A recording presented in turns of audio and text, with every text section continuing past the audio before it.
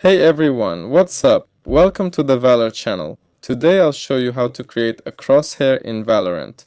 Go to settings, go to settings, go to crosshair. Here. And here we create a new crosshair profile. There, go to the primary settings. Yes, here we select the color of our crosshair.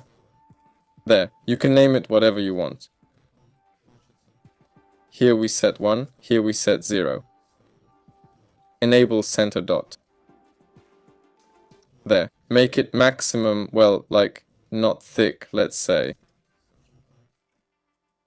Here's the center dot. Yeah, well, that's how it looks on mine right now. Now scroll down. Here we click Disable. Scroll down further. Here we click Disable, and that's how we get our crosshair point.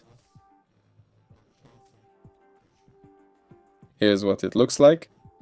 And here you can increase its thickness accordingly. That's all for now. In short, the crosshair is done. Classic crosshair. See ya.